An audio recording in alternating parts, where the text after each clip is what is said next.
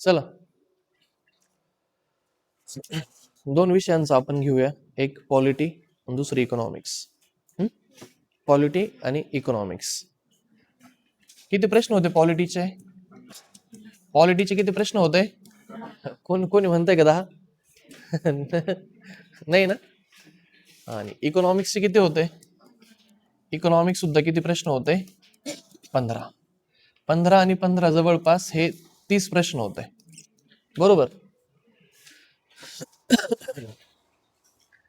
आता कम्पॅरेटिव्हली 2023चा जर आपण 24चा क्वेश्चन पेपर बघितला, 2024 आणि 2025 या दोनही वर्षांमध्ये ज्या दोन प्रिलिम झाल्यात आणि या दोघही प्रिलिमला जर आपण कम्पेअर करून बघितलं तर आपल्याला बऱ्याच साऱ्या गोष्टी जाणवतील. 2024चा जो क्वेश्चन पेपर आहे, 2024चा जो क्वेश्चन पेपर आहे, याला मी थोडस हे घेतो अगोदर.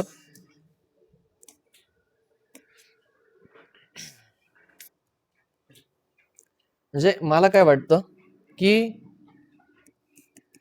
2024 आणि 2025 असं जर आपण कम्पेअर केलं तर आपल्याला बऱ्याच साऱ्या गोष्टी याच्यामध्ये लक्षात येतील.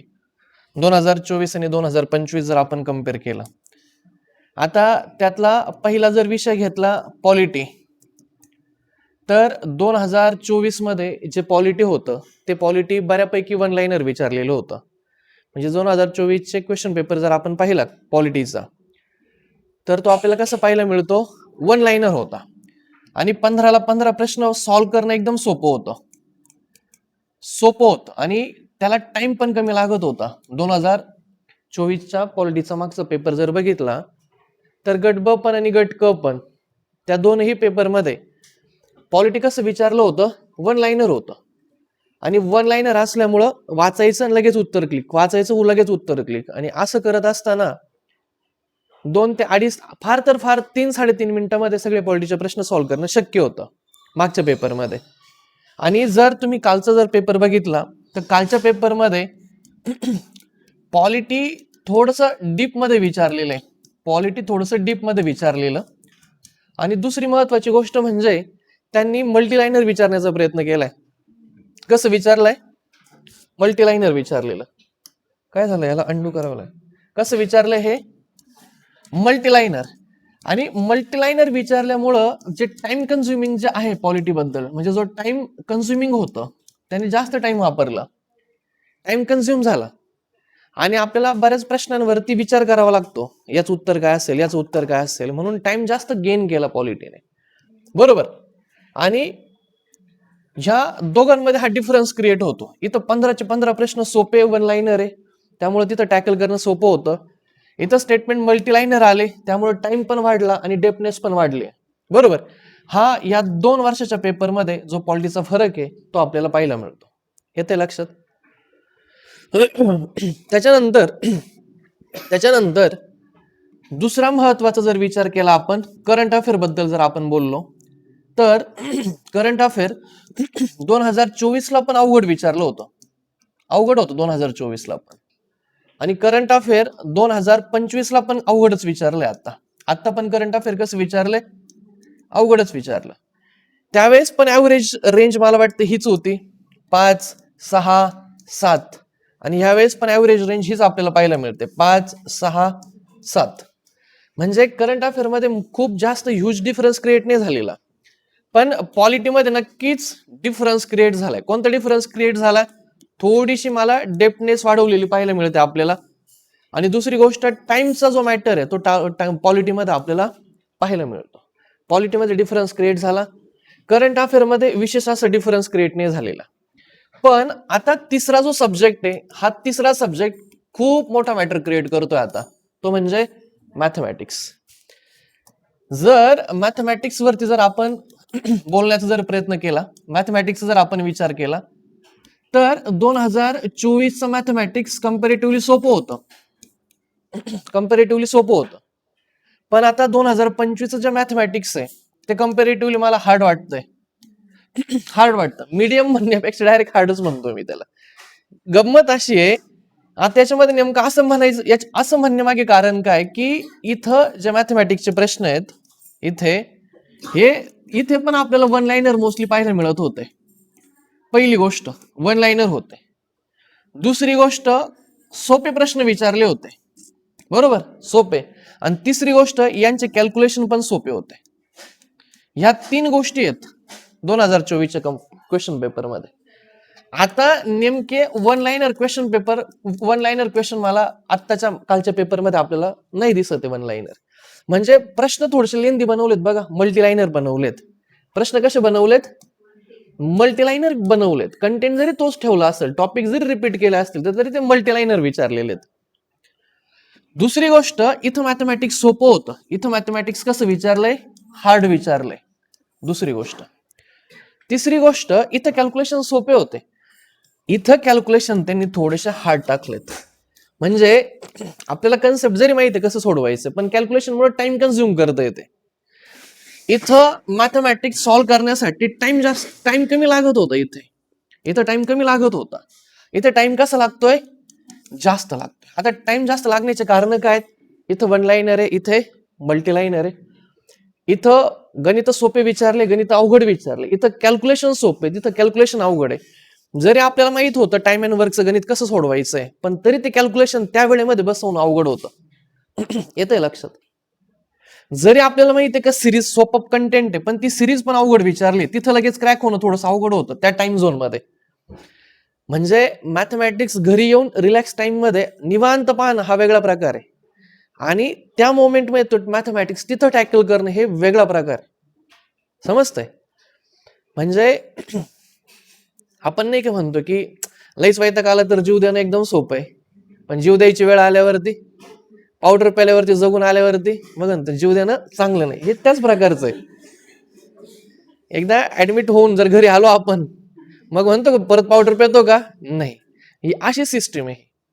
मॅथ इथं सोपं वाटतं, एकदा पेपरला जाऊन आलं का परत विचारायचं मॅथ कसं वाटतं, तू बरोबर मॅथ अवघड वाटतं. इथं सुचतं, तिथं सुचत नाही. तिथं डायरेक्ट 3 अधिक 2 बरोबर 6, 3 नाही 3 4 5 अशी गंमत होऊन जाते. आपण प्रत्येक गोष्ट क्रॉस व्हेरीफाय करतो, बरोबर ना? हा प्रकार आहे.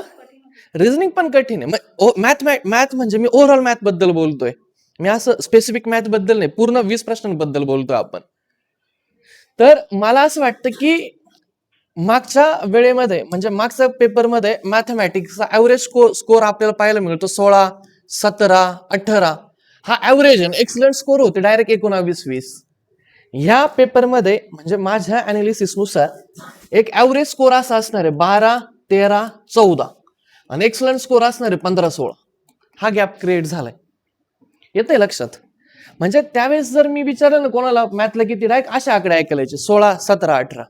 आजच्या मी तिला डायरेक्ट हे आकडे ऐकायला येत आहे, 12 झाले, 13 होत आहे, 11 होत आहे, 14 होत आहे.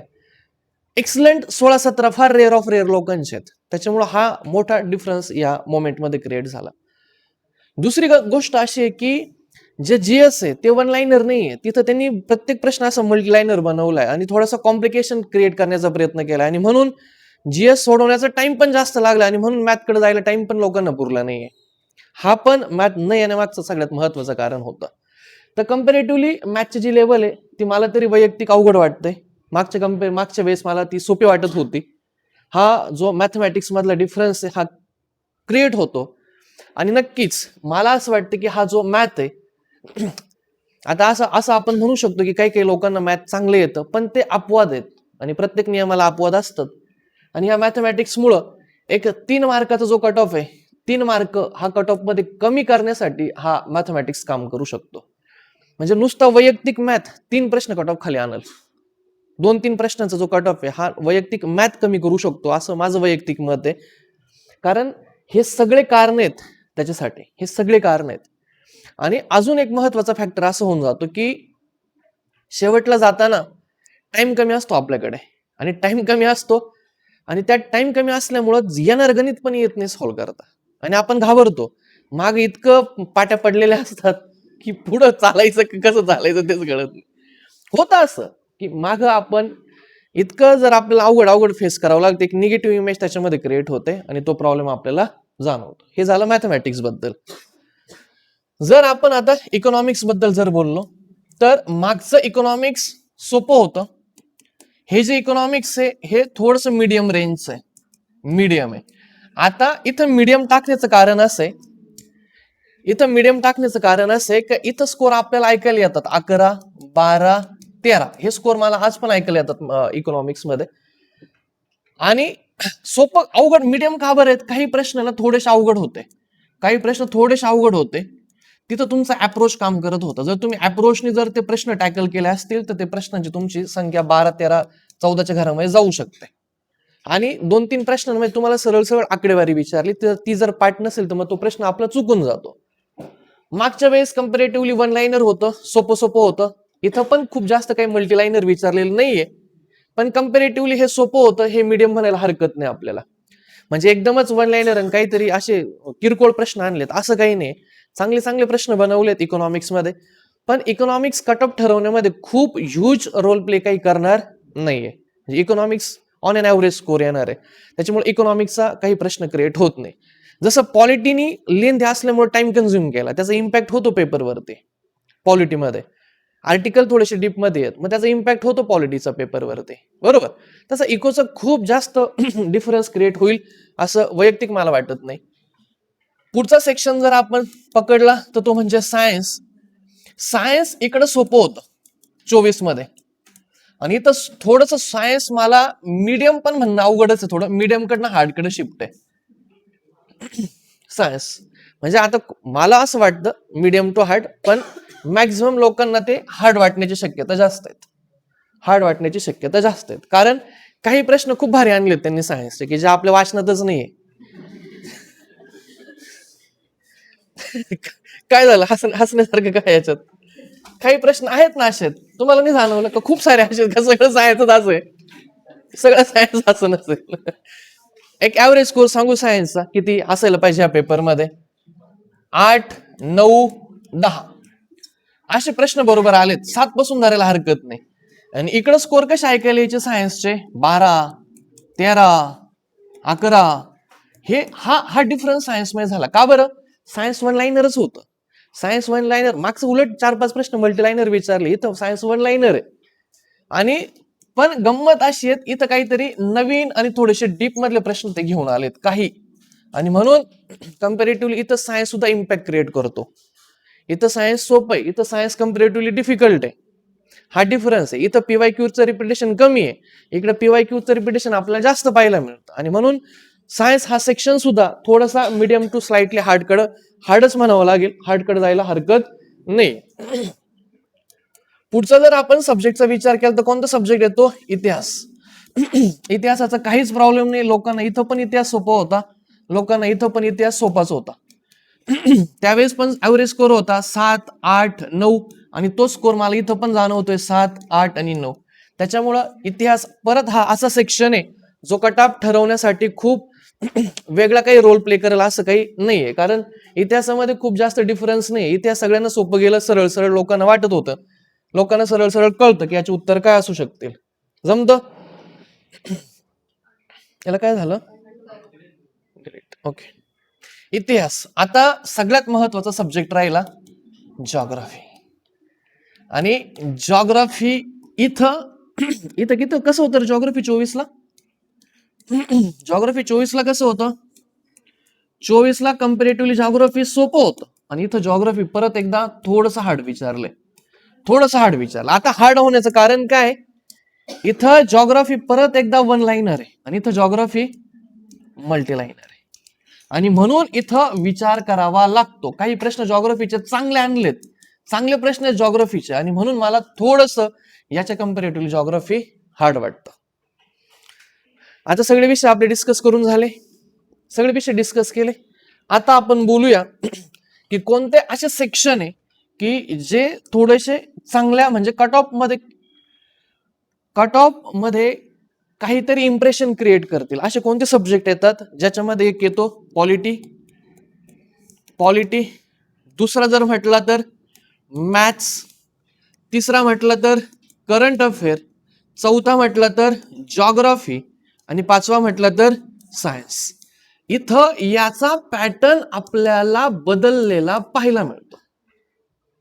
आणि दोन असे सब्जेक्ट आहे की जे सरळ सरळ चालतात. त्याच्यामध्ये कोणता येतोय? हिस्ट्री येतोय आणि दुसरा कोणता येतोय? इकॉनॉमिक्स. याच्यामध्ये काही जास्त ह्यूज डिफरन्स क्रिएट नाही होते, हिस्ट्री आणि इकॉनॉमिक्स. पण हे जे बाकीचे सब्जेक्ट आहे हे कंपॅरेटिव्हली काहीतरी नवीन क्रिएटिव्हिटी दाखवत आहे. जसं की याची डेप्थ पण चांगली होती आणि याचे क्वेश्चन्स कसे होते? मल्टीलाइनर. समजतंय? हे मान्य सगळ्यांना. मल्टीलाइनर होते, पॉलिटीची डेप्थ थोडीशी चांगली होती. मॅथमॅटिक्स मध्ये जर म्हटलं तर सरळ एकच शब्द लिहिण्याची इच्छा होती. एकच शब्द मला लिहिण्याची इच्छा होती, हार्ड. दुसरा शब्द कसा आहे? मल्टीलाइनर आहे. तिसरी गोष्ट कशी आहे? कॅल्क्युलेशन लेंदी आहे. समजतंय? कॅल्क्युलेशन लेंदी. करंट अफेअर एकच शब्द लिहायला पाहिजे आपण, हार्ड. त्यांनी असं करंट अफेअर विचारलं की जे कुठून विचारलं हेच कळत नाही. का बरं विचारलं हे पण कळत नाहीये. मग मला असं कुठेतरी येऊन जातं की करंट अफेअरला आता थांबलं पाहिजे. करंट अफेअरला थांबलं पाहिजे इन द सेन्स, मला असं वाटलं होतं की 24ला करंट अफेअर अवघड विचारलं. प्रत्येक वेळेस अवघड विचारणार नाही, त्यामुळे करंटचा अभ्यास करायला हरकत नाही. कारण पुढच्या 2 मेन्स झाल्या तिथं करंट अफेअर कम्पॅरेटिव्हली सोपं विचारलं होतं, गटकला सोपं विचारलं होतं त्याच्यानंतर. पण त्यांनी परत ते रिपिटेशन ठेवलंय. मागच्या गटबला करंट अफेअर अवघड होतं, गटकला करंट अफेअर सोपं होतं. तोच पेपर सेटर असावा. त्याने गट बला करंट अफेअर आता अवघड केलंय आणि आता गटकला सोपं करेल. आणि जर गटकला सोपं आलं तर याचा असाच अर्थ आहे का ज्या व्यक्तीने 24चा क्वेश्चन पेपर सेट केला करंटसाठी तो सेटर इथं असावा. बरोबर ना? गट बल अवघड होतं, गटकला सोपं होतं. आता गट बला अवघड आलं, आता पाहिजे काय 11 जानेवारीला कसं येतं. आणि जर ते सोपं आलं याचा अर्थ पेपर सेटर कसा होता? सेम होता. जमतंय? मला असं वाटतं हिस्ट्रीचा पण क्वेश्चन पेपर सेटर सेम आहे. त्याने मार्क्सचा पण क्वेश्चन पेपर सेम सेट केले होते, हिस्ट्रीचे प्रश्न आता पण सेम सेट केले. जसं की तो तुम्हाला प्रार्थना समाजाचा तो प्रश्न जसा तसं रिपीट केलेला आपल्याला पाहायला मिळतोय. त्याने ती जी लाईन लेंथ आहे, हिस्ट्रीचे प्रश्न सेट करण्याची जी पद्धत आहे ती तंतोतंत त्याने मॅच केली. ऑप्शनचं जर सेटिंग पाहिली ती पण तशीच आहे मागच्या क्वेश्चन पेपर सारखी. हिस्ट्रीमध्ये खूप ह्यूज डिफरन्स क्रिएट नाही केलेला त्यांनी. मग क्वेश्चन पेपर सेटर सेम असावा, हिस्ट्रीसाठी सेम असावा, इकॉनॉमिक्ससाठी पण सेम असावा. क्वेश्चनचे पॅटर्न पद्धत ती सेम वाटतेय. पण तुम्ही जर आतापर्यंतचं जॉग्राफी आणि कालच्या पेपरचं जॉग्राफी जर पाहिलं तर खूप मोठा डिफरन्स क्रिएट होतो जॉग्राफीमध्ये. असे प्रश्न सेट झालेले पाहायला मिळत नाही जॉग्राफीचे. समजतंय तुम्हाला? तर हा कोणीतरी नवीन व्यक्ती असायला पाहिजे का ज्याला जॉग्राफीमध्ये खूप चांगला इंटरेस्ट आहे. बरोबर? हा, राज्यसेवापेक्षा पण चांगले कठीण प्रश्न बनवलेत त्यांनी जॉग्राफीचे कोणतरी हवामानावरती. बरोबर बरोबर बरोबर. अंदाज काय येतो की हा पेपर त्याने अवघड बनवलाय आणि पद्धत पण चेंज केली ना. मल्टीलाइनर, वन लाइनर विचारायचे, मल्टीलाइनर, ऑप्शन कन्फ्युजिंग बनवले. म्हणजे असा एक कन्क्लुजन निघतं का हा क्वेश्चन पेपर वेगळा, सेटर वेगळा असावा. मॅथ सोपं, मॅथ अवघड. करंट वाढला मला तर तोच व्यक्ती वाटतोय. आणि सायन्सला पण काहीतरी असंच झालेलं आहे. आतापर्यंत सायन्स सोपं यायचं, आता सायन्स थोडंसं अवघड झालंय. अजून एक गंमत आहे, मला असं वाटतं की मागचा कट ऑफ किती होता? 62. आणि मग आपण आयोगाला काय घ्यायला सुरुवात केली होती? लाईटली. काही नाही, लाईटली 62 कट ऑफ जातात. आता असं होईल असं वाटतं का? नाही, मला तरी वैयक्तिक असं वाटत नाही. म्हणजे आयोगाने जर ठरवलं तुम्हाला 65ला न्यायचं तर आयोग 65ला पण येतं. आणि आयोगाने जर ठरवलं तुम्हाला 53वर ठेवायचं, आयोग तुम्हाला 53वर पण ठेवतो. आणि जर आयोगाने पुढच्या वर्षी आणखी जर ठरवलं कट ऑफच 50च्या आतमध्ये आणायचा तर तो 100% येणार. दुसरी सगळ्यात मोठा गॅप कुठं क्रिएट झालाय? ज्या सगळ्या लोकांच्या डोक्यामध्ये पेरलं गेलं होतं आणि ज्या सगळ्या लोकांनी एकच गोष्ट म्हटली होती, PYQ PYQ PYQ PYQ. आणि आता प्रश्न पडला काय करायचं? नाही ना तेवढे PYQ रिपीट. 24ला PYQ रिपीट होते. जो व्हिडिओ यायचा तो असाच यायचा युट्यूबला, PYQ करा, PYQ करा, रिपीट होतं. किती रिपीट आहे? आणले ना नवीन प्रश्न. हा परत म्हणजे कट ऑफ ठरवण्यामध्ये हे सब्जेक्ट तर आहेच, यात आपण तर बोललो नेमका फरक काय जाणवतोय आपल्याला, पण हा सुद्धा मोठा इम्पॅक्ट आहे कट ऑफ ठरवण्यामध्ये. पीवायक्यूचं रिपिटेशन कमी आहे, पीवायक्यूचं रिपिटेशन कमी आहे, तिथं खूप जास्त होतं. लिटरली तुम्हाला सांगतो, नवीन नवीन पोरांनी फक्त पीवायक्यू वाचलेले होते 21,000चे, 21,000 मधले त्यांचं सुद्धा काम झालं होतं, आणि ह्यावेळेस आता त्यांचं काम झालंय. हा बरोबर. तर कट ऑफ ठरवण्यामध्ये ह्या गोष्टी झाल्या.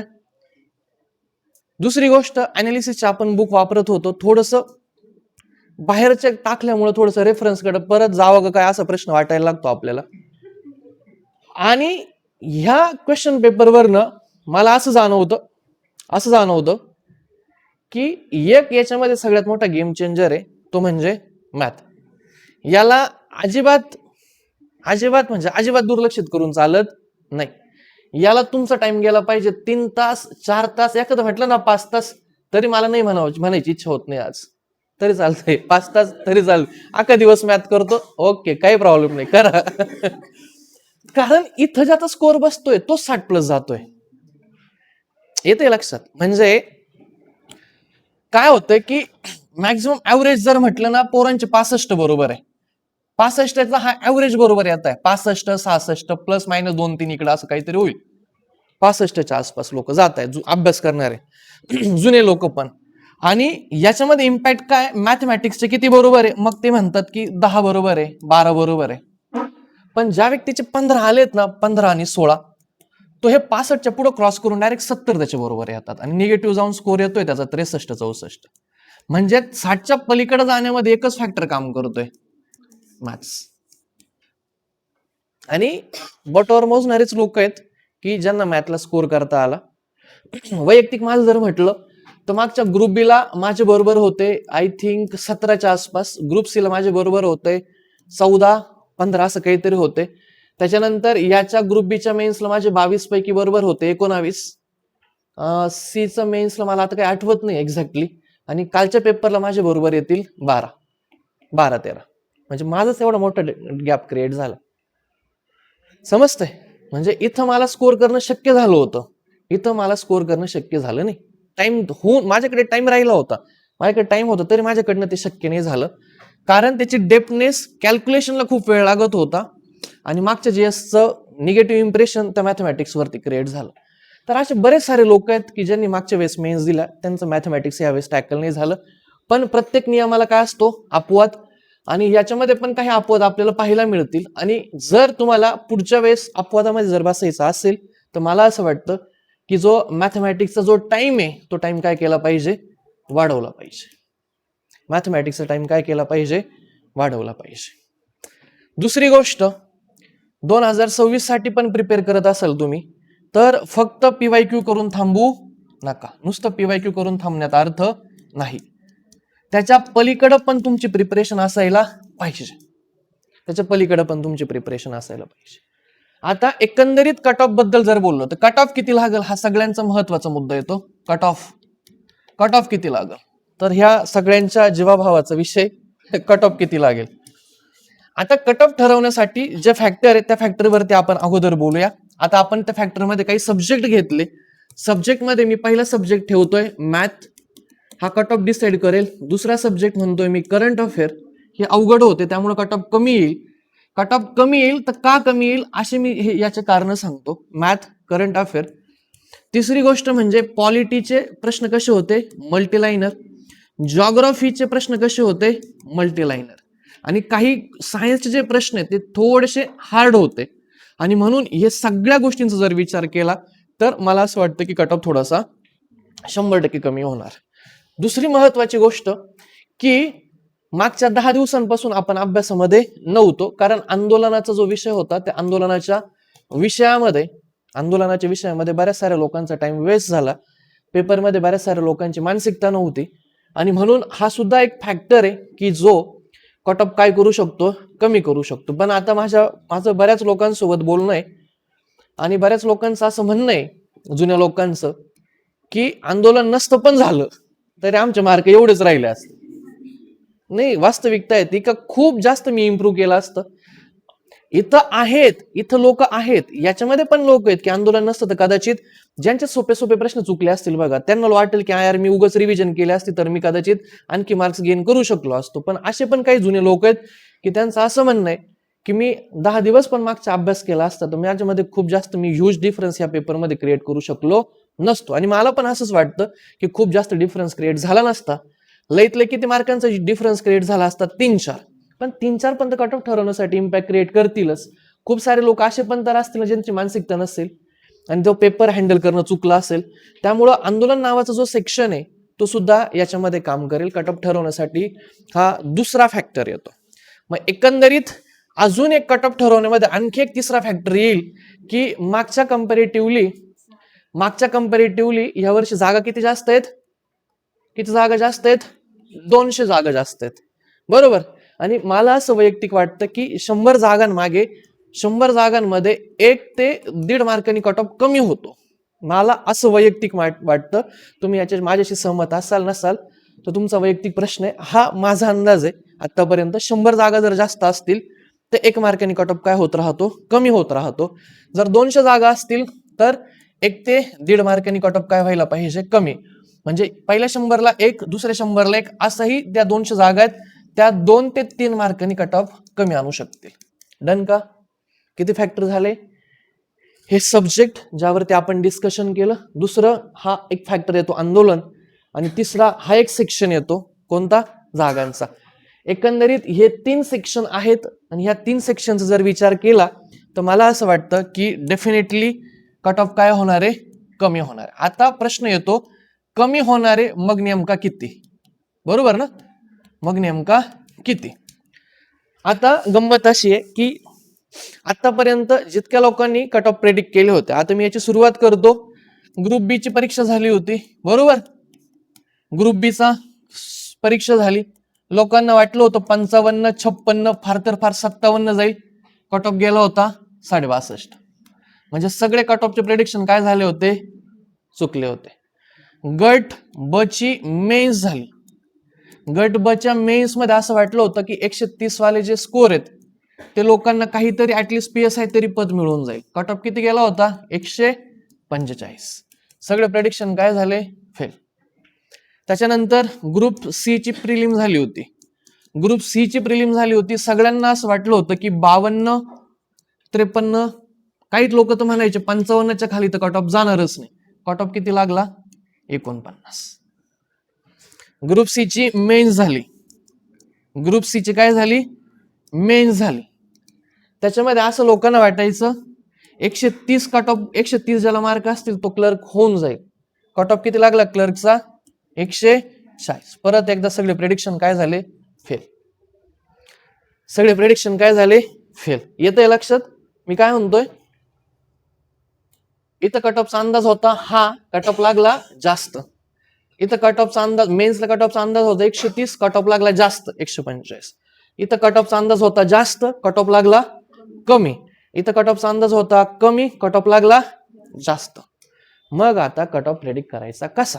असा एकही सुंदर आकडा नाहीये की ज्याच्यावरून कट ऑफ प्रेडिक्ट होईल. पण तरी देखील मी तुम्हाला सांगतो की 55 प्लस मार्क्स मला तरी चांगले वाटत आहे. किती? 55 प्लस मार्क्स जे असतील ते एक चांगला स्कोर आपण म्हणू शकतो. 60च्या पलीकडे ज्यांना स्कोर असेल ते चांगल्या सेफ झोन मध्ये खेळतात. आणि 55 प्लस वाले जे आहेत ते सुद्धा मेन्सची प्रिपरेशन करायला हरकत नाही. मग परत प्रॉब्लेम असा होतो, मग 53-54 असेल तर किंवा 52-53 असेल तर मग काय करायचं? मग आता जर कट ऑफची रेंज ही 55 सांगितली आणि उद्या कट ऑफ लागला 52, मग माझं असं वैयक्तिक मत आहे की ही जी चर्चा आहे ह्या चर्चेला आपण काय करू? अवॉइड करू. ह्या चर्चेला आपण काय केलं पाहिजे? अवॉइड केलं पाहिजे. मग अवॉइड करायचं तर मग आता नेमकं काय करायचं? यावरती आपण बोलू. आता तुमची 4 जानेवारीला काय झाली? ग्रुप बी ची एक्झाम झाली. आता पुढे 11 जानेवारीला काय होणार आहे? ग्रुप सी होणार आहे. डन का? ग्रुप सी होणार आहे. आता माझं असं वैयक्तिक मत आहे की जर तुम्हाला पेपर थोडा पण चांगला जात असेल, ह्या दोघांमधला थोडा पण चांगला जात असेल, तर मी म्हणतो की तुमचा कट ऑफ किंवा मार्क्स काही पण असू द्या, आणि तुम्ही नाही चेक केलं आणि तुम्हाला एक अंदाज येऊ राहिला की मी आता आता आता तरी आपल्याला कळतं ना की 57, 58, 55 प्लस मी जातोय, किंवा मी पोरींमध्ये 48, 49, 50 प्लस माझे मार्क्स जात आहे, आपल्याला एक अंदाज येतो. माझं असं वैयक्तिक मत आहे की इथं ज्याला 15 प्रश्न मार्क्स 15 प्लस मार्क्स येत असतील त्याचाच कट ऑफ 60 प्लस जाईल. मग माझं असं वैयक्तिक मत आहे की मी मार्कांच्या कट ऑफच्या अँसर कीच्या भानगडीत न पडता इथून पुढचे 2 महिने, इथून पुढचे किती महिने, 2 महिने, 11 जानेवारीला तुमची प्रिलिम होतीये, 15 जानेवारीला तुमच्या सगळ्या जुन्या लोकांना भेटून होतंय, बरोबर ना? 15 जानेवारीला भेटणं फिरणं सगळं होऊन जातं. मग पुढचे 2 महिने असं मी म्हणतोय की 15 जानेवारी पासून 15 मार्च पर्यंत, 15 मार्च पर्यंत लोकांनी काय करावी, मेन्स करावी. काय करावी, मेन्स करावी. जमतंय का? काय करायला पाहिजे, काय करायला पाहिजे, मेन्स करायला पाहिजे. आता 2 महिन्यांमध्ये डायरेक्ट सेकंड की येऊन बिऊन डायरेक्ट काय लागून जातं, कट ऑफ लागतो आयोगाचा. काय लागतो, कट ऑफ. बचा पण लागून जाईल आणि कचा पण लागून जाईल. मग यादीमध्ये आपलं नाव चेक करा, यादीमध्ये नाव आहे का? जर यादीमध्ये नाव असेल तर तुमचं ऑलरेडी 2 महिन्यांमध्ये लँग्वेजचा काय झालेला आहे, छानपैकी अभ्यास झालाय. जर यादीमध्ये नाव असेल तर पुढचा 1 महिना काय करा, तुम्ही जीएस करा, आणि पुढचा 1 महिना बाकी तुमचं लँग्वेज तर झालंय, आता जीएस पण केलंय, मग पुढचा शेवट 2 महिने, हा 3रा महिना हा राहील तुमचा 4था महिना. 4थ्या महिन्यात तुम्ही लँग्वेज पण रिवाइज करा आणि तुम्ही जीएस पण रिवाइज करा. डन. मी म्हणतोय की जर या यादीमध्ये नाव असेल तर तुम्हाला हे करता येऊ शकतं. आपण ही पण कंडिशन विचारात घेतली पाहिजे. जर माझं दोघंही यादीमध्ये नाव नसेल, मी एकही मेन्सला नसेल, तर माझे हे 2 महिने वेस्ट जातील का? नाही. तुम्ही किती मार्च पर्यंत पोहोचले, 15 मार्च. तुमची पुढची प्रिलिम किती तारखेला आहे, किती जूनला, 14 जूनला. मग आता 15 मार्च पासून कितीपर्यंत मोजणार आहे मी, 14 जून. किती महिने राहिले हो, हा, मार्च, एप्रिल, मे, जून, 3 महिने उरले. किती खाली, 3 महिने उरले ना. आणि मग ह्या 3 महिन्यांमध्ये तुम्ही काय करा, परत प्रिलिम्स. जे विद्यार्थी सध्या काहीतरी रेसमध्ये, हे त्यांच्यासाठी सांगतो, नवीन विद्यार्थ्यांसाठी नाही सांगत आहे मी हे, जे आत्ताच्या पेपरच्या काहीतरी रेंजमध्ये, ज्यांची अपेक्षा आहे की मी होऊ शकतो पण कट ऑफ कळू नाही राहिला, एक सर्टन स्कोर माझा जमतोय, हे त्यांच्यासाठी. पुढचे 3 महिने काय करायचं, पुढचे 3 महिने इथं जर कोणत्याच यादीत नाव नसेल तर पुढचे 3 महिने काय करायचं, परत प्रिलिम करायची. तुम्ही कंटिन्यू अभ्यासाच्या टेम्पोमध्ये तुम्ही मागे 2 महिने मेन्स केली, आताचे तुम्ही 3 महिने परत काय करताय, प्रिलिम करताय. आणि मग हे जर 3 महिने जर तुम्ही प्रिलिम करताय तर पुढच्या दोघही प्रिलिम तुमच्या क्वालिफाय होण्याची शक्यता वाढते. का बरं शक्यता वाढते? कारण तुम्ही आत्ताच चांगल्या रेंजमध्ये ना. समजा मुलं असतील 54, 55, 53, किंवा मुली असतील 45, 48, तुम्ही चांगल्या रेंजमध्ये पुढचे 3 महिने अभ्यास करून तुम्ही प्रिलिम क्वालिफाय करणार आहे. म्हणजे जर ही प्रिलिम जर तुम्ही क्वालिफाय केली तर तुमच्याकडे एक ऍडव्हान्टेज येईल. काय, मागच्या 2 महिने मी काय करून ठेवलंय, मेन्स. आत्ताची मेन्स क्वालिफाय करणं तुम्हाला शक्य होईल, कारण तुमचा लँग्वेज पण कम्प्लीट झालंय आणि तुमचं जीएस पण कम्प्लीट झालं आणि तुम्हाला पोस्ट मिळण्याची शक्यता वाढून जाईल.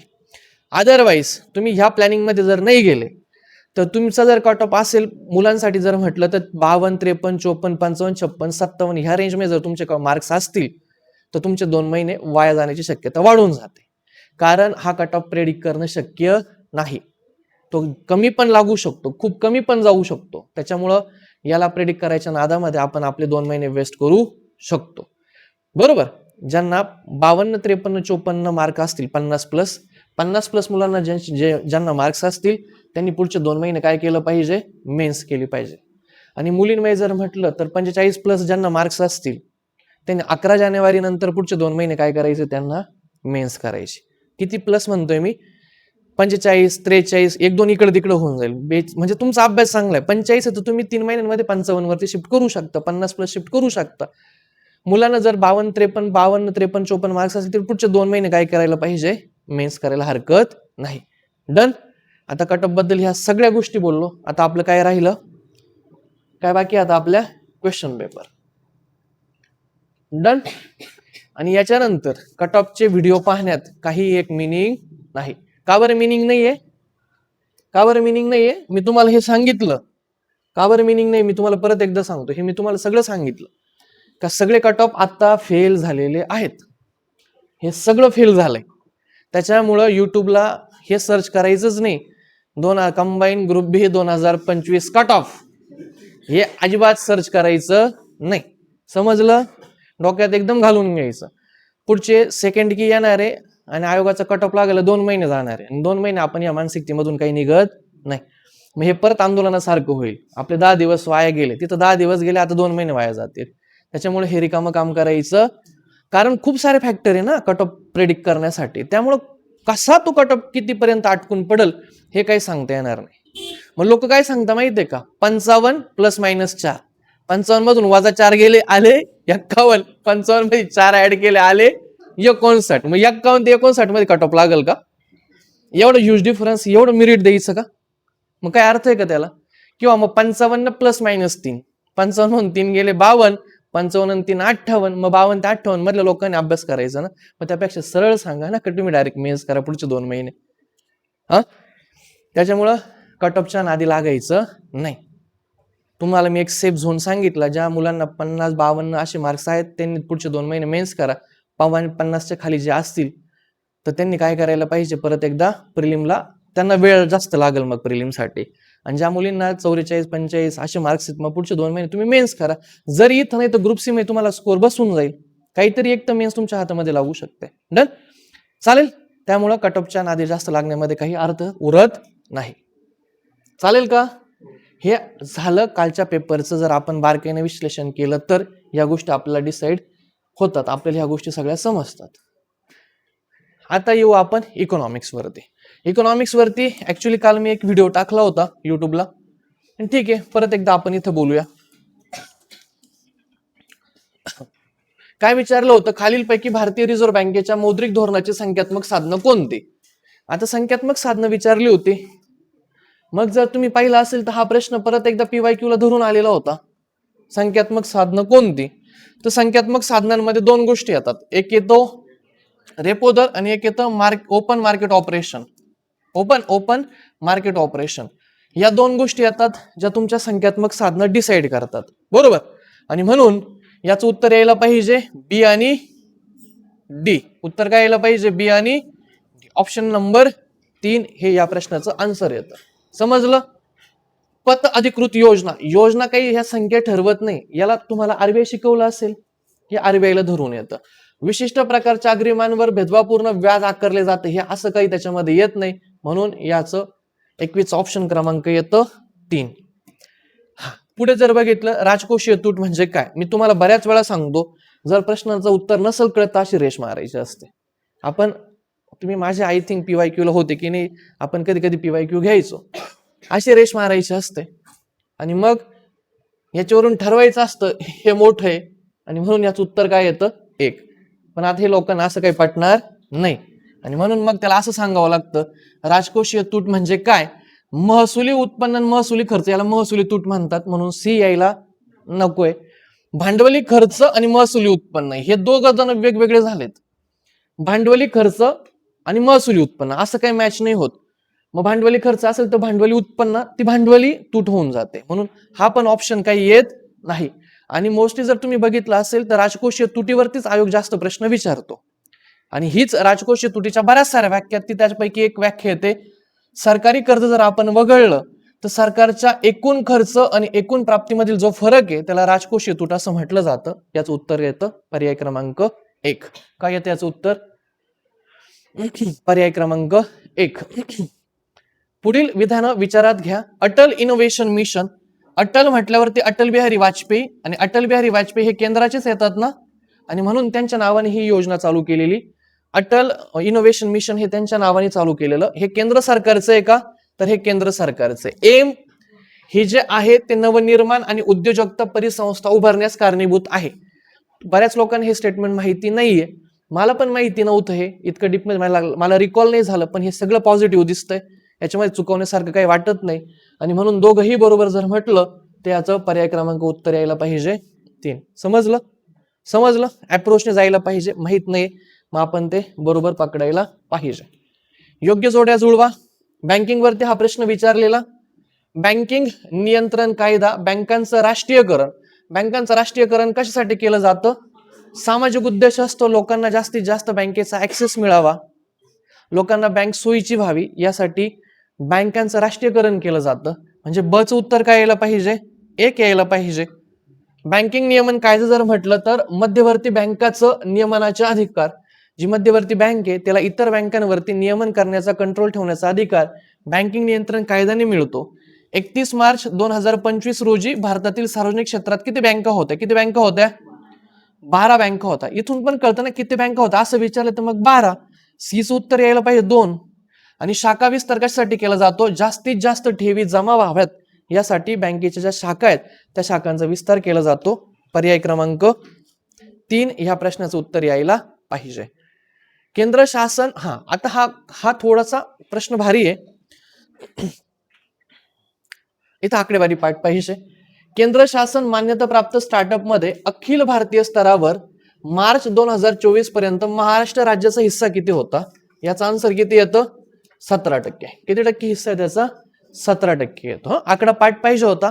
असा प्रश्न चुकला तर हरकत नाही. एखादा प्रश्न आकडा पाठ नसेल तर चुकतो आपण. 19 जुलै 1969 ला किती बँकांचं राष्ट्रीयकरण झालं होतं?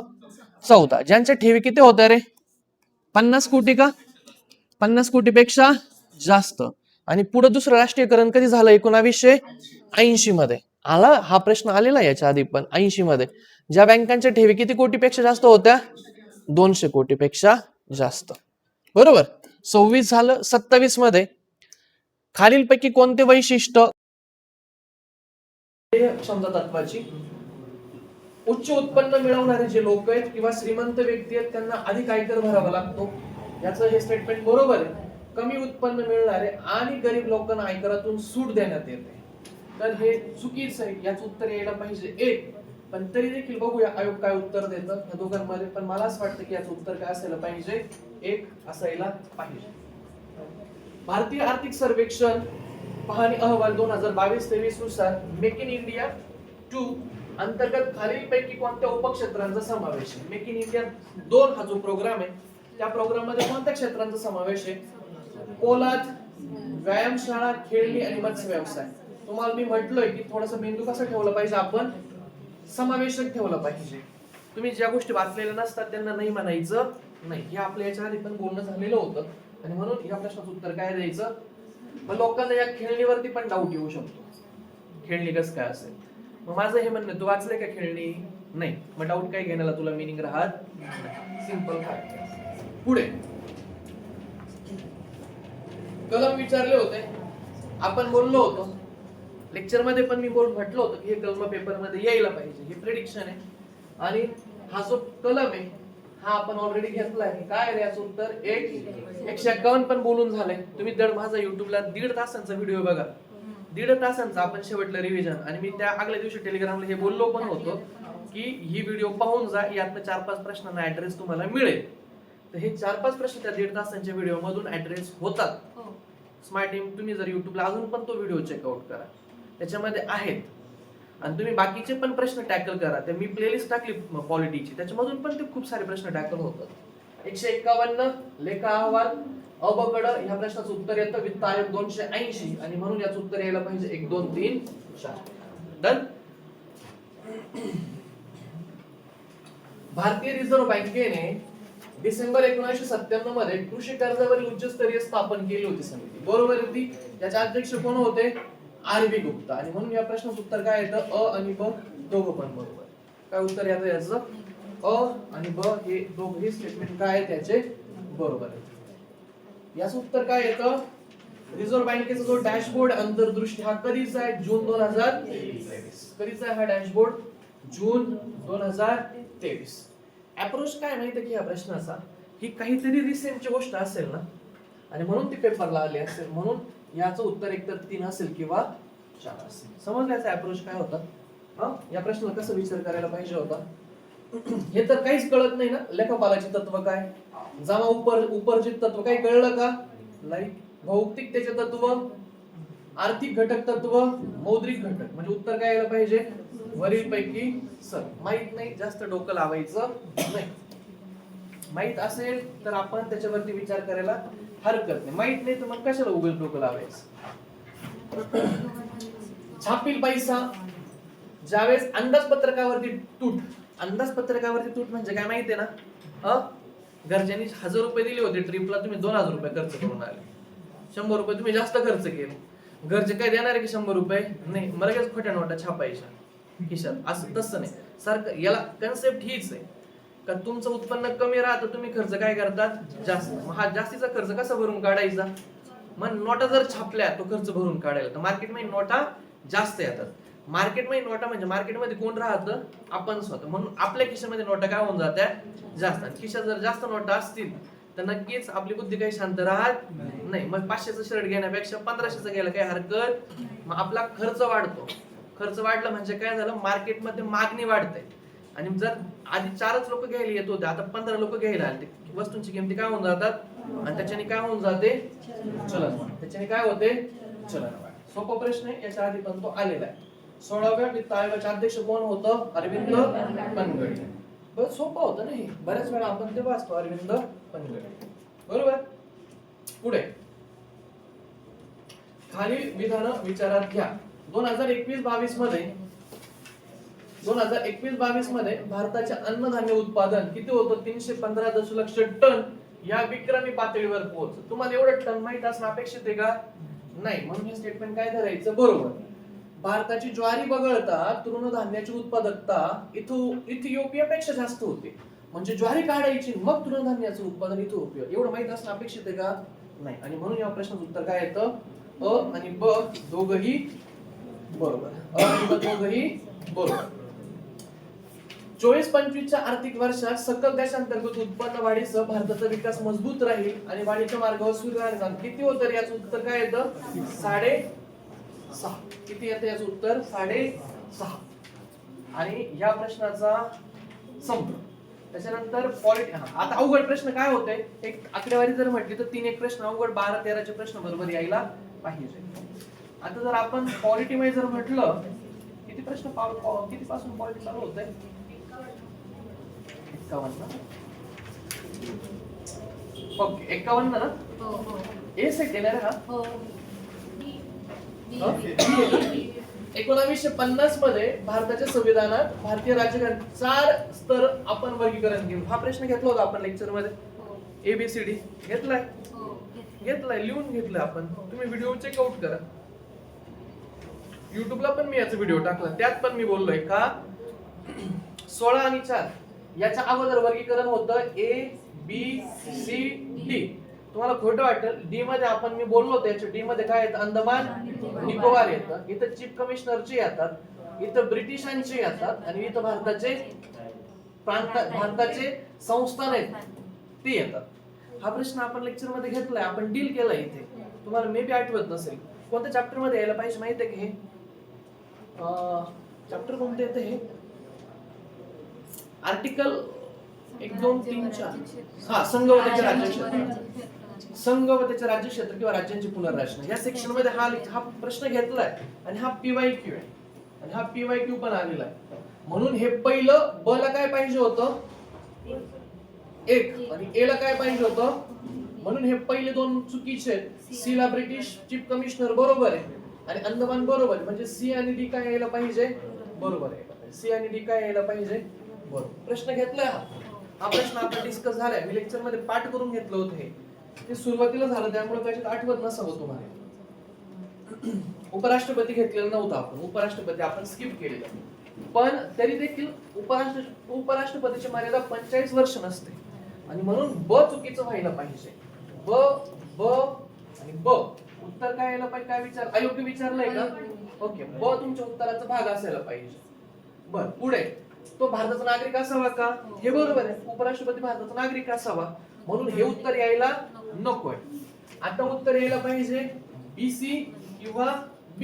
तो लोकसभेचा सदस्य नकोय, राज्यसभा यायला पाहिजे. आणि म्हणून सी सुद्धा चुकीचं. उत्तर काय येतं? B आणि C. या 2 गोष्टीत आपल्याला असं पण कळतं ना, एवढं वयाची मर्यादा नसायला पाहिजे. म्हणून याला अभ्यासाची जास्त काही गरज नव्हती. तो असं पण टॅकल झाला असता. कलम 8 घेतलाय. कलमावरती दुसरा प्रश्न येतो. काय याचं उत्तर?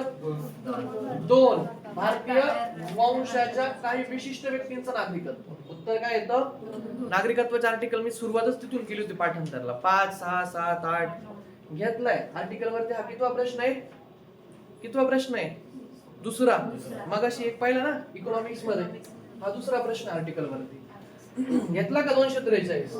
मी वारंवार म्हणत होतो की आर्टिकल 243 येणार आहे असं माझी पूर्ण डीप फिलिंग आहे. आणि मग 243 जी विचारला आणि मी काय म्हटलं? अधिकार, सत्य आणि जबाबदारी. उत्तर काय तर याचं फक्त समजतंय. घेतला. कितवा प्रश्न आर्टिकल वरती? तिसरा. आर्टिकल वरती तिसरा प्रश्न विचारला. याचं उत्तर काय येतं? काय बरोबर आहे? 1 मे 1960 महाराष्ट्र राज्याच्या स्थापनेसह महाराष्ट्र राज्याचे महाधिवक्ता कार्यालय अस्तित्वात आलं. बरोबर आहे. महाधिवक्त्यांची नियुक्ती 165 आहे का आर्टिकल? प्रश्नामध्ये हा चौथा आर्टिकल आहे. चौथ्या प्रश्नामध्ये आर्टिकल आहे. हे पण बरोबर आहे. बिरंदर सराफ आहेत का? आणि म्हणून याचं उत्तर काय येतं? ABC. आर्टिकल वरती चौथा प्रश्न आहे. आर्टिकल वरती कितवा प्रश्न आहे? चौथा. घेतलंय महाधिवक्ता आपण. आर्टिकल वरती कितवा प्रश्न आहे? पाचवा प्रश्न आर्टिकल वरती. ग्रामसभा, आरक्षण, निवडणुका आणि उत्तर काय येते याचं? 1. कितवा प्रश्न आर्टिकल वरती? 5. बोललो होतो आर्टिकल येणार आहे ते आपलं बोलणं झालं याच्यावरती आणि म्हणून मी सुरुवातच आर्टिकल पासून केली होती. कितवा प्रश्न आर्टिकल वरती? 6वा. कितवा प्रश्न आहे? 6वा. खालील कोणतं विधान चुकीचं आहे? आर्टिकल 158 नुसार राष्ट्रपतींच्या मर्जीनुसार नाही, अटी व शर्ती. आणि म्हणून हे स्टेटमेंट काय त्याचं चुकीचं. आणि याचं उत्तर काय यायला पाहिजे? फक्त 1 यायला पाहिजे. हे बरोबर आहे, हे बरोबर आहे, हे पण बरोबर. 163 मंत्र्यांसाठी 154 आणि 155 हा आर्टिकल वरचा प्रश्न आहे.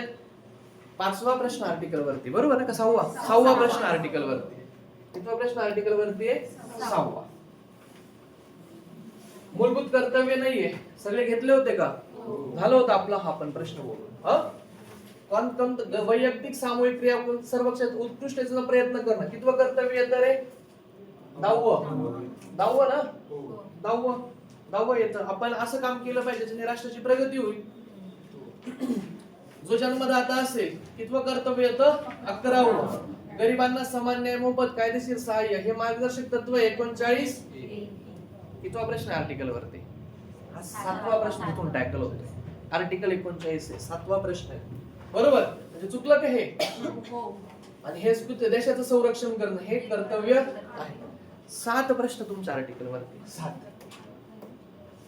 पुढे घ्या. कितवा प्रश्न आहे? 8वा. कितवा प्रश्न आहे? 8वा. काय याचं उत्तर? कर्तव्य 51A भाग 4. 8वा प्रश्न आर्टिकल वर. कितवा प्रश्न आहे? कितवा प्रश्न आहे? 9वा. 249 उत्तर काय यायला पाहिजे? भाषे संबंधित सर्वोच्च न्यायालयाचा आर्टिकल येतो 348.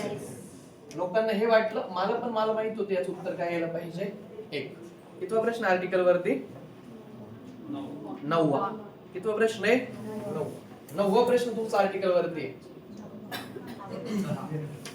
कितवा प्रश्न आर्टिकल वरती? 10वा प्रश्न आर्टिकल वरती. फंडामेंटल राईटची व्हिडिओ टाकली आपण, इथं पण घेतलंय, व्हिडिओ पण आहे माझे युट्यूबला. सगळे प्रश्न त्यातून आहे. अनुच्छेद 20 काय येते याच्यामध्ये? एकाच अपराधाबद्दल हा येतो. आणि सक्ती, डबल जेपर्डी नसणं, बी आणि सी. डबल जेपर्डी, बी आणि सी. 10वा प्रश्न आर्टिकल वरती. 10वा. पुढे तुम्हाला हे माहित नसेल, रासमेमूर काय म्हणतात? पंतप्रधान हे जहाजाचे काय सुकाणू. हे आपण घेतलेलं नव्हतं. आपण पंतप्रधान उपराष्ट्रपती हे स्किप केलेलं, आपण घेतलं नव्हतं. आपल्या प्रेडिक्शन मध्ये नव्हतं. हे 2 टॉपिक जे होते, 2 प्रश्न जे आले होते ते आपल्या प्रेडिक्शन मध्ये नव्हतं. आपण हे 2 सेक्शन काय घेतलेले नव्हते. पण त्या 2 सेक्शन मध्ये प्रश्न आलेत आणि त्याच्या पुढे आपल्याला पंतप्रधान उपराष्ट्रपती राष्ट्रपती करावं लागणार आहे. रासमेमूर म्हणतात पंतप्रधान राज्यरूप जहाजाचे सुकाणू आहे. एच.आर.जी. ग्रीव्हज म्हणतात सरकार हे देशाचे स्वामी आहेत, पंतप्रधान सरकारचे स्वामी आहेत. आणि मुंड्रो म्हणतात पंतप्रधान ताऱ्यांमधील चंद्र. तुम्हाला माहिती आहे का? नाही. तुम्हाला चूक आहे असं माहित नाही म्हणून तुम्ही उत्तर काय देणं अपेक्षित होतं? वरील पैकी सर. कितवा प्रश्न आहे? आर्टिकल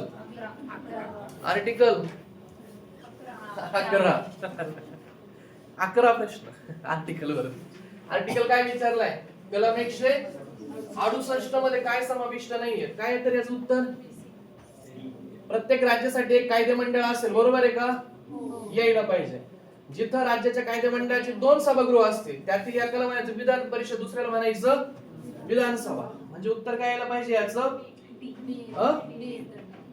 काय समाविष्ट नाही असं विचारलंय ना. जिथे फक्त एकच सभागृह असेल तिथे विधानसभा म्हणायचं, बरोबर. आणि प्रत्येक राज्याच्या विधानसभेत हे चुकीचं आहे ना, म्हणून याचं उत्तर काय येतं? फक्त डी. कितवा प्रश्न आर्टिकल वरती? घेतलाय का हा कंटेंट? आपण घेतलाय ना. कितवा प्रश्न आर्टिकल वरती? 12. हा घेतलाय का? घेतलाय आपण. तर आपण व्हिडिओ पण टाकलाय ना. निर्देशक तत्व काय येतं? म्हणजे याचं उत्तर 3 यायला पाहिजे. मूलभूत तत्व युएस 5. संघ राज्यामध्ये समवर्ती यादी ऑस्ट्रेलिया. आणि भारत मोठ्या राज्यांचा संघ, बरोबर ना. म्हणजे याचं उत्तर यायला पाहिजे नाही कॅनडा यायला पाहिजे. म्हणून याचं उत्तर काय यायला पाहिजे रे? 4. डन का? आता एक शेवटचा प्रश्न बाकी आहे. हे तुम्हाला माहित नाही, हा करंटला धरून विचारलेला. राज्याचे मुख्यमंत्री. आणि मग सगळ्यात 2 नंबरला कोण यायला पाहिजे? वसंतराव. नाही. लोकांनी देवेंद्र फडणवीस लिहिलं का? मग याचा पण युट्यूबला फेब्रुवारीची मॅगझिन टाकली. फेब्रुवारीची मॅगझिन माझा युट्यूबला व्हिडिओ आहे. राजकीयमय जायचं. देवेंद्र फडणवीसांबद्दल मी तिथं ऑलरेडी सांगून ठेवलं होतं का देवेंद्र फडणवीसांवरती प्रश्न येणार आहे. आणि देवेंद्र फडणवीस कितवे सगळ्या गोष्टीमध्ये? दुसरे. आणि हा प्रश्न तिथून विचारलाय. आणि हे मी तिथं बोललोय की हा प्रेडिक्शनचा भाग आहे आणि यावरती प्रश्न येणार हे मला ताट वाटतंय. तुम्ही आज पण माझा युट्यूबला फेब्रुवारीच्या मॅगझिन वरती व्हिडिओ आहे आणि मी हे तिथं सांगून ठेवलंय का देवेंद्र फडणवीसचं काहीच लक्षात नाही राहिलं तरी एक लक्षात ठेवा, देवेंद्र फडणवीस कितव्या क्रमांकाला? प्रत्येक गोष्टीत दुसऱ्या. हे जरी लक्षात राहिलं असतं तर आपण उत्तरापर्यंत रीच केलं असतं. आणि हा त्या मॅगझिन मध्ये मी बोललोय की वसंतराव सगळ्यात जास्त काळ उपभोगलेले. डन. आणि मग आता आपल्या अभ्यासातून किती प्रश्न होते पॉलिटीचे, जे मी आता तुम्हाला इथं पॉलिटी बद्दल का बोलतो? कारण पॉलिटी मी शिकवलंय. किती प्रश्न होते आर्टिकल वरती? 11. माझं प्रेडिक्शन होतं 5-6 प्रश्नांचं.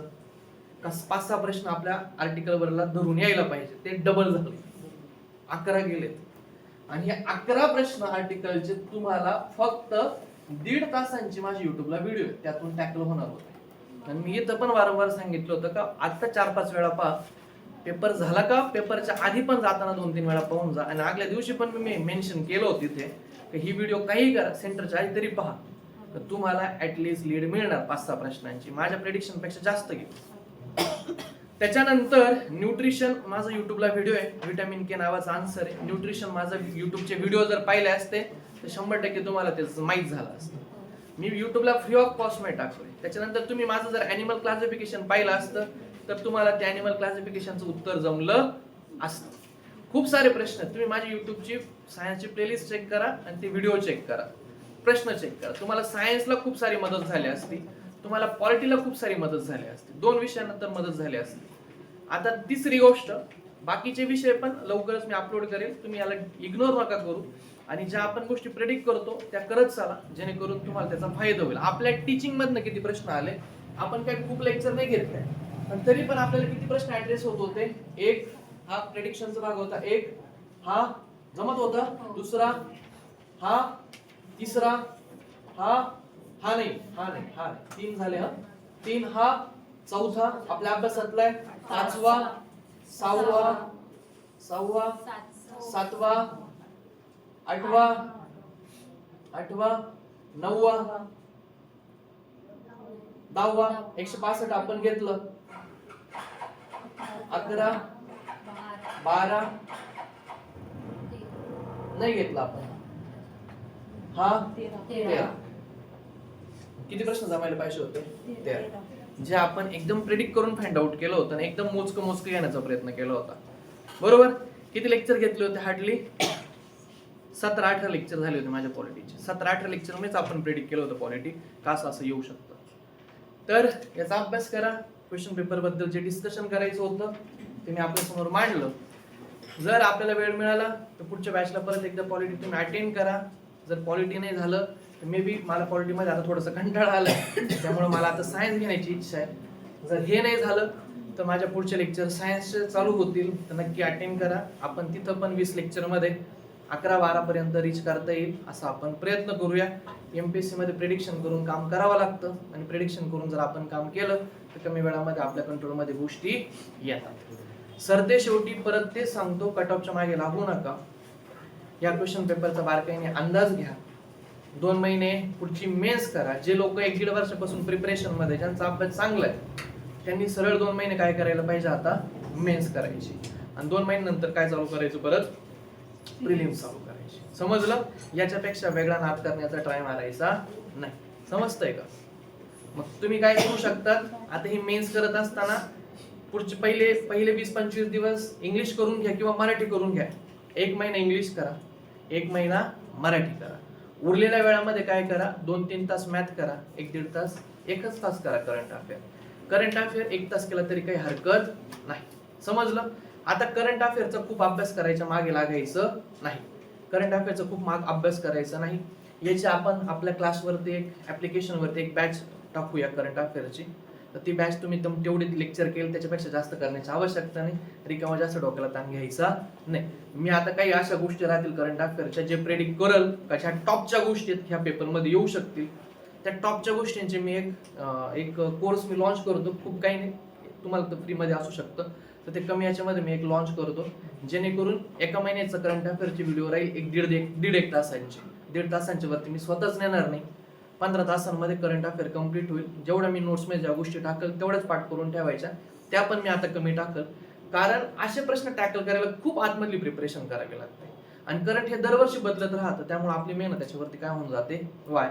माझं 24ला प्रेडिक्शन चुकलं. मला असं वाटतं होतं की ह्यावेळेस परत करंट अफेअर सोपं येईल, आपण 11-12ची रेंज घेऊ शकतो. पण आयोग त्या दृष्टीने काही वर्कआउट करताना आपल्याला पाहायला मिळत नाही. त्यामुळे करंटच्या नादी लागणं थोडंसं मला आता इथून पुढे घातक वाटतं. पण पूर्ण डिनाय करणं पण चुकीचं आहे. त्यामुळं आपण काय केलं पाहिजे? टॉपच्या घडामोडी आहेत त्या आपण प्रिपेअर करून ठेवायला हरकत नाही. मग करंट बद्दल ही स्ट्रॅटेजी झाली. मॅथ बद्दल तुम्हाला माहिती आहे, मॅथ शिवाय जगणं अशक्य आहे. तर मॅथ तुम्हाला करावाच लागणार. डन. उरलेल्या ज्या गोष्टी आहेत त्या आपण प्रिपरेशनच्या वेळेस बोलूया. तुम्ही आले, अटेंड केलं, थँक्यू सो मच.